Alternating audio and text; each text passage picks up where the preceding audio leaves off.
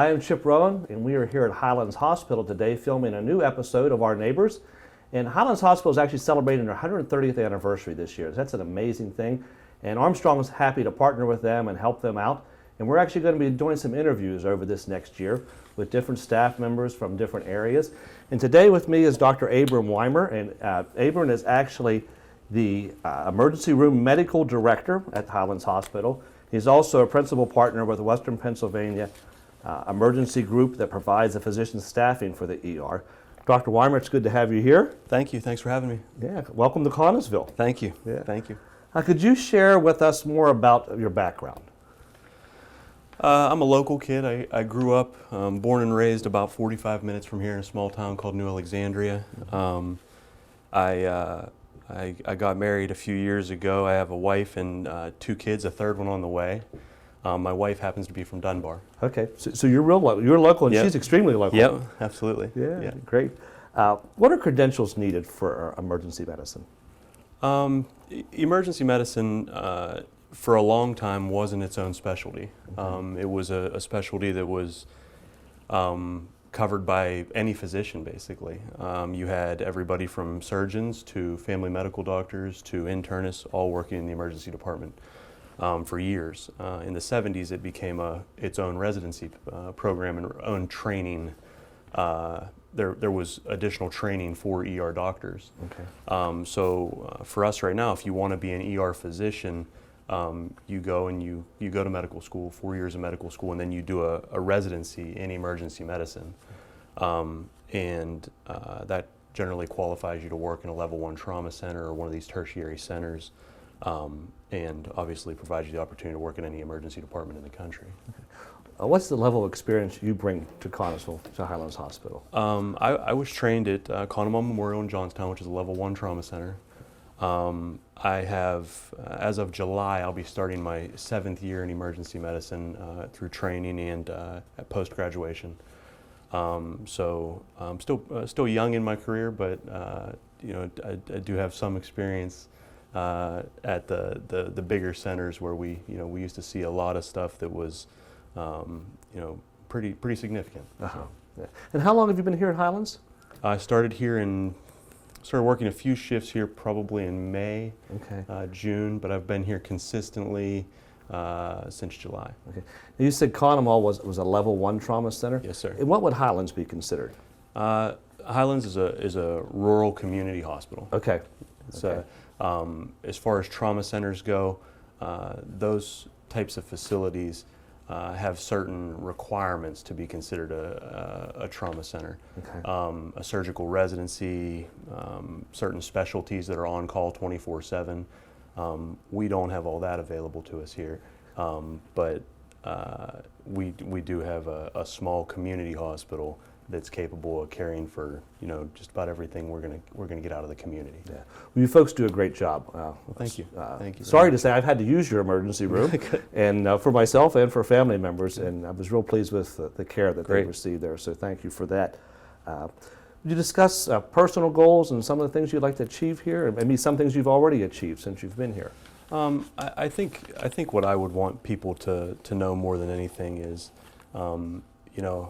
having grown up in a rural community, I really have a passion for this type of setting, okay. And having the ties that I have to the area. My wife's grandfather was a school teacher here at Connellsville. My mother-in-law is a school teacher here. My wife's other grandfather was head of maintenance here at this hospital. Wow. One of the rooms in the basement of the hospital is actually named after him. And I just feel like the hardworking rural community that's here deserves good care. Yeah. And I think we have an opportunity to provide that to them. People don't need to leave here and go to another hospital to get good care. We can provide that here. Right. And that's what's important to me. Yeah.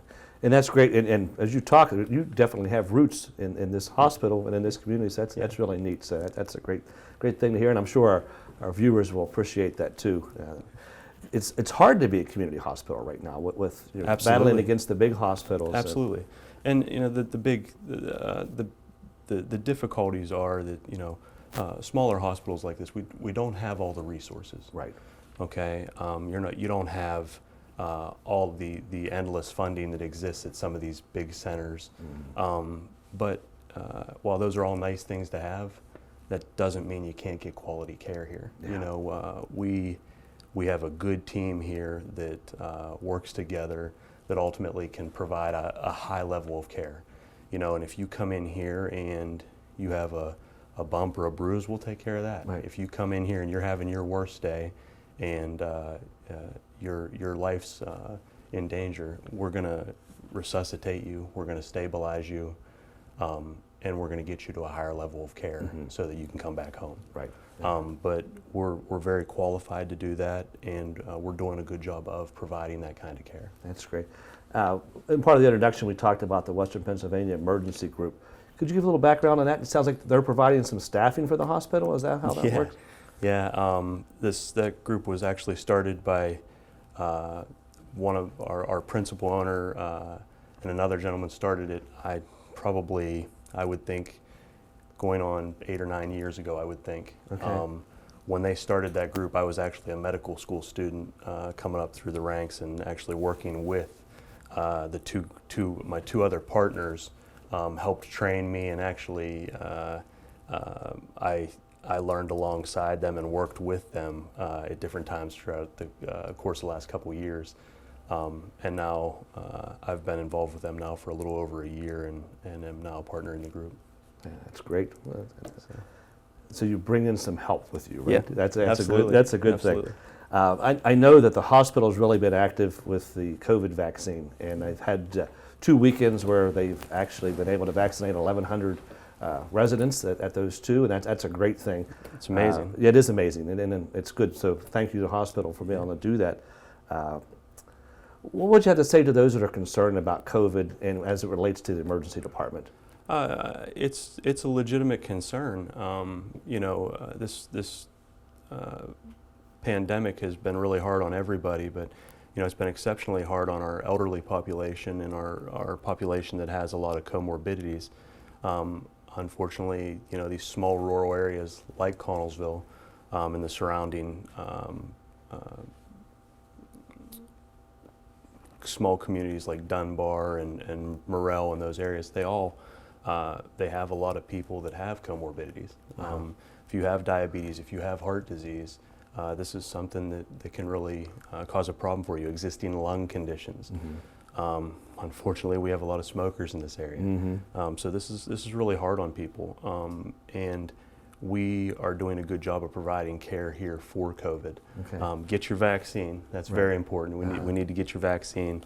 But at the same time, if you do end up coming down with COVID, we can treat you here and we can provide you the resources that we need that you're going to get at any other facility right here. Right. Anything else you'd like to share about what's happening here at Highlands that was related to the emergency department, or? I think we're doing good things. We're working every day right now to get better. Yes. We're trying to improve upon everything that we've been doing and trying to hear what the community has to say and what they need here. And I think we are doing a good job.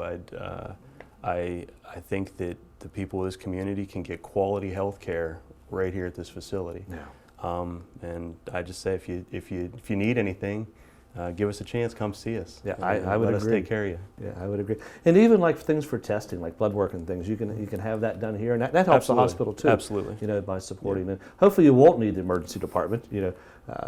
Dr. Weimer won't mind if he doesn't see you.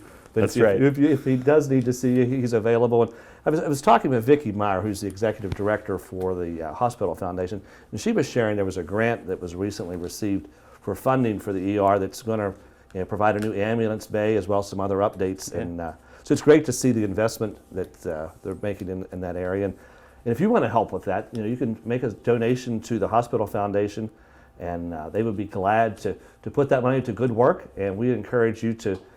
We'll have some more information on the screen about that, how you can contact the foundation and make a donation. And 130 years is a long time. Sure is. And it's great for them to be in the community this long. And thank you for being here now in this season and helping the hospital to have an effective emergency Happy to be department. here. Yeah. So, thank you, Doctor. Thank you for joining us. Thank you, folks.